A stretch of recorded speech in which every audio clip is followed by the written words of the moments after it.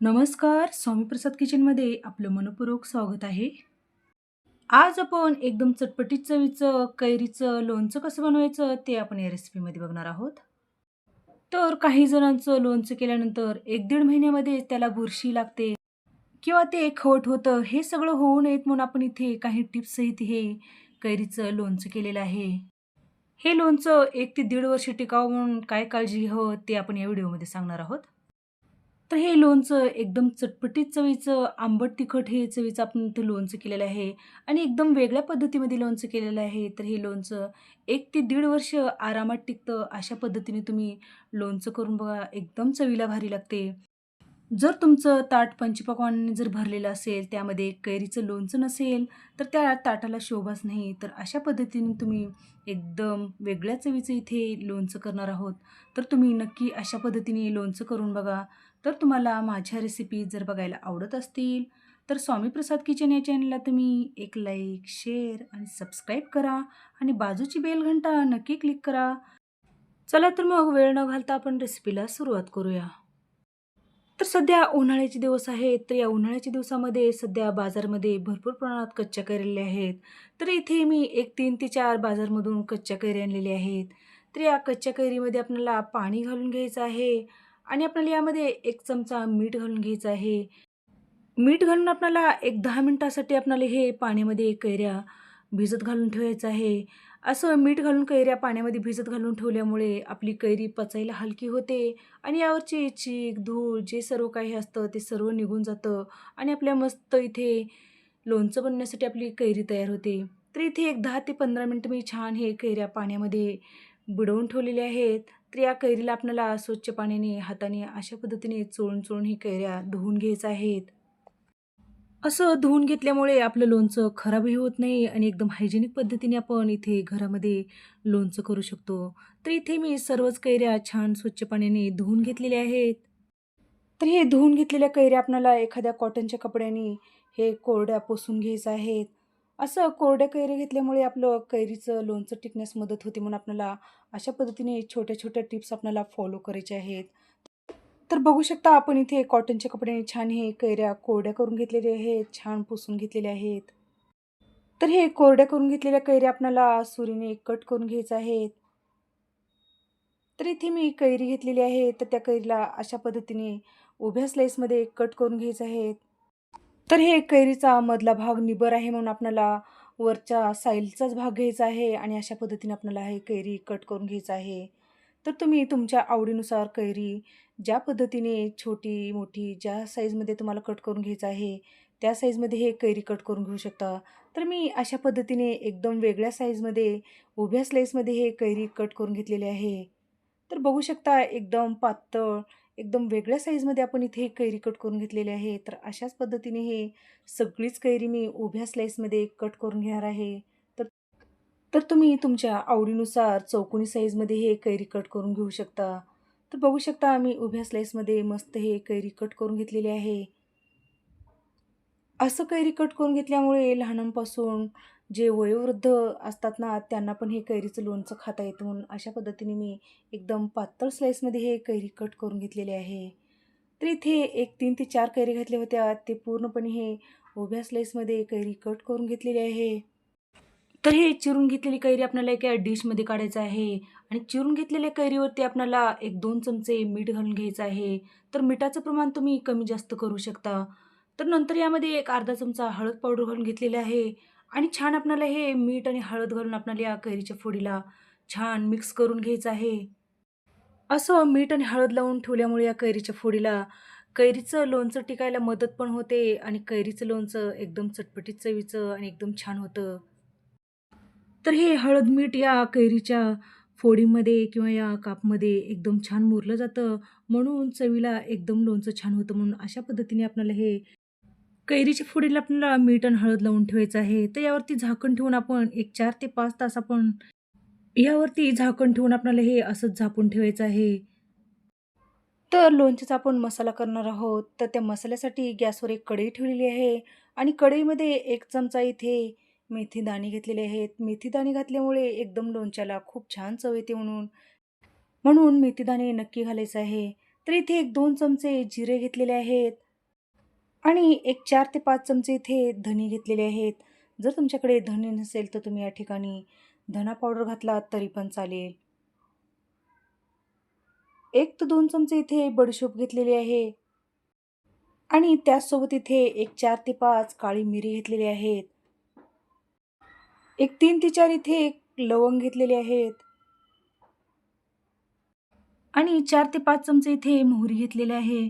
तर मोहरी घेण्याच्या ठिकाणी तुम्ही या ठिकाणी जर तुमच्याकडे मोहरीची डाळ असेल रेडीमेड ते पण घालू शकता. आणि ते 2 ते 3 इथे सुक्या लाल मिरच्या घेतलेल्या आहेत. तर हे काश्मीरी लाल मिरची घातलेली आहेत. तर यामुळे कलर या लोणच्याला खूप छान येतो म्हणून मी इथे काश्मीरी लाल मिरची घातलेली आहेत. तर हे सगळे मसाले आपल्याला एक 2 ते 3 मिनिट आपल्याला मंद गॅसवर भाजून घ्यायचे आहेत. तर फार जास्त आपल्याला हे मसाले भाजून घ्यायचे नाहीत. यामधून थोडासा सुगंध यायला लागला आणि हे मसाले गरम होईपर्यंत आपल्याला हे भाजून घ्यायचे आहेत.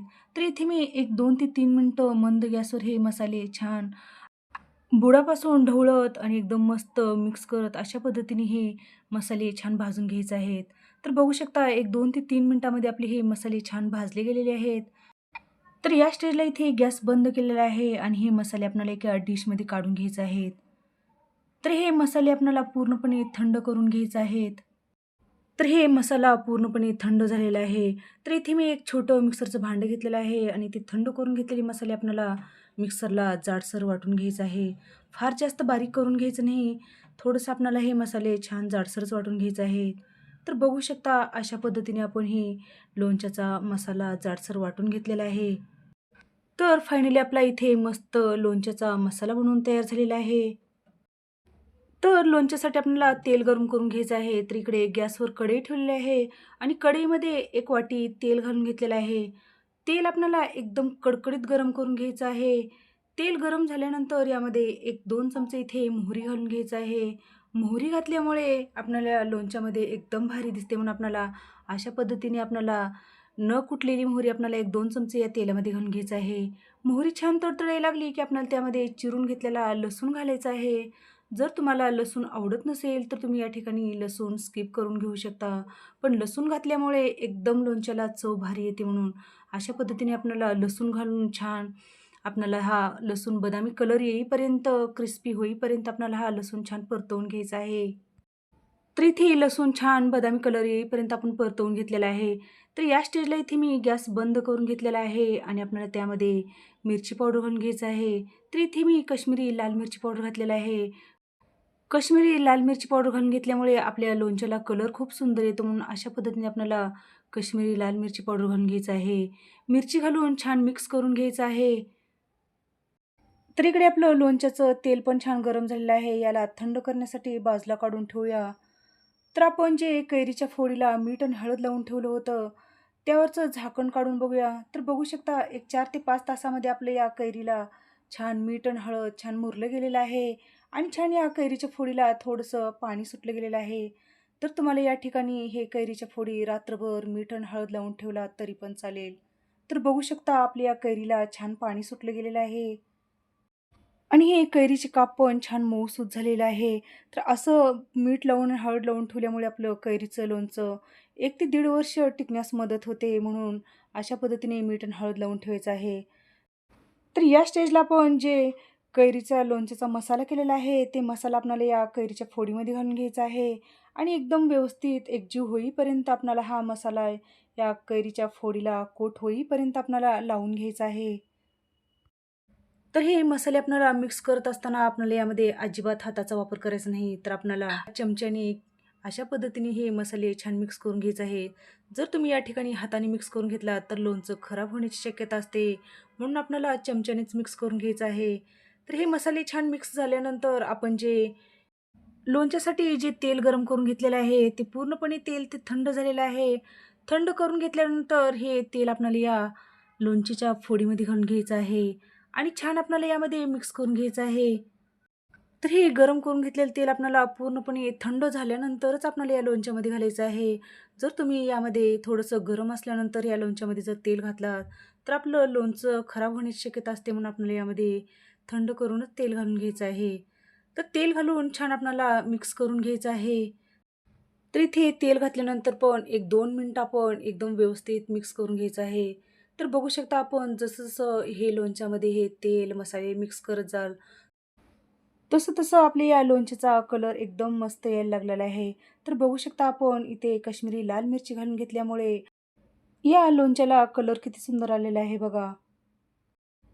तर इथे आपले मस्त या कैरीच्या फोडीमध्ये मसाले एकजीव झालेले आहेत आणि मस्त आपल्या इथे एकदम चटपटीत चवीचा आंबट तिखट आपल्या इथे कैरीचं लोणचं बनवून तयार झालेलं आहे.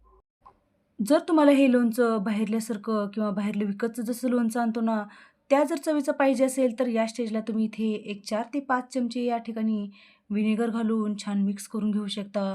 तरी मी इथे व्हिनेगर न घालता एकदम घरगुती चवीचं आणि एकदम वेगळ्या पद्धतीने आपण इथे घरगुती मसाल्यामध्ये आणि घरच्या साहित्यामध्ये आपण इथे कैरीचं लोणचं केलेलं आहे. तर तुम्ही अशा पद्धतीने लोणचं करून बघा, चवीला एकदम भारी लागते.